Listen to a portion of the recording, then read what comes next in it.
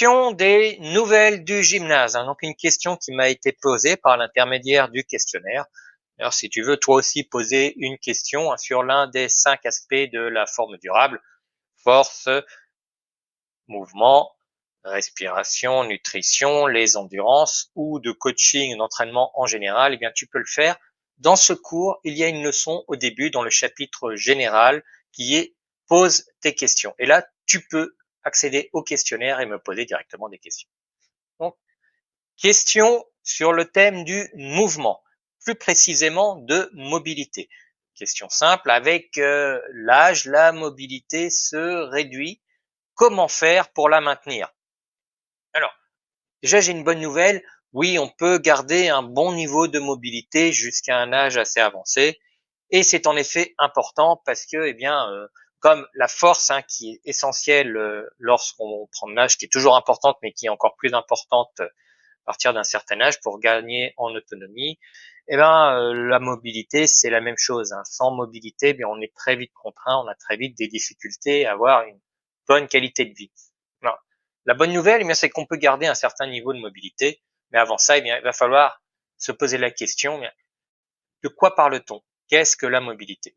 Alors, je vais te donner ma définition à moi, c'est celle que j'utilise pour être assez consistant sur l'ensemble de mes communications. Ce n'est pas forcément celle qu'utiliseront d'autres personnes.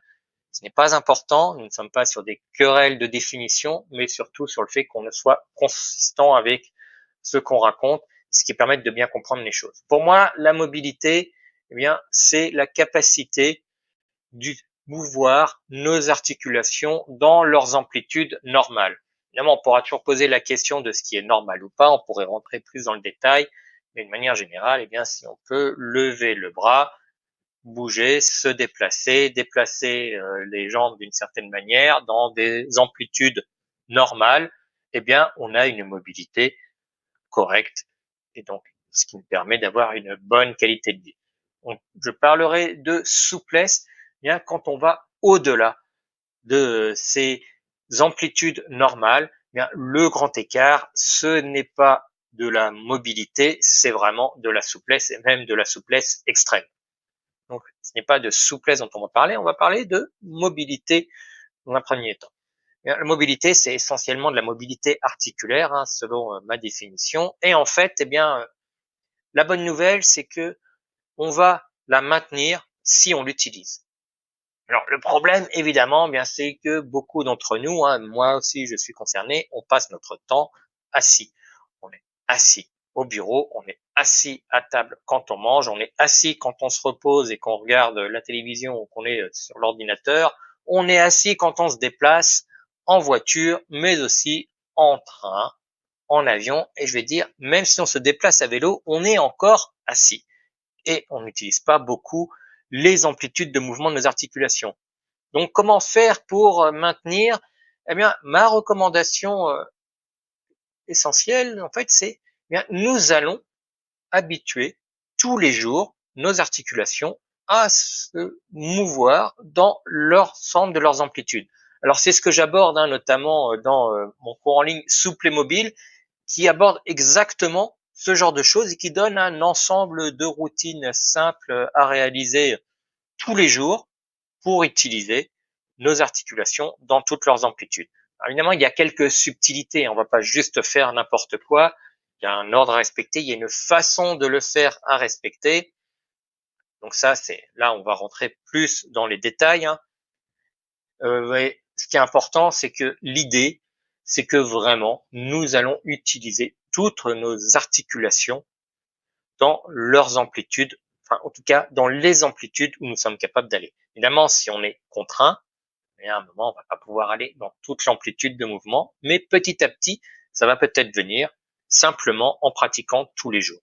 Typiquement, eh bien, c'est d'aller faire des rotations de toutes les articulations dans les différents axes où elles sont censées pouvoir se mouvoir. On fait un nombre de répétitions au total qui correspond à notre âge. Voilà. Et la vie n'est pas juste. Plus on devient âgé, effectivement, plus il faut faire de mouvements pour conserver cette capacité de mouvement.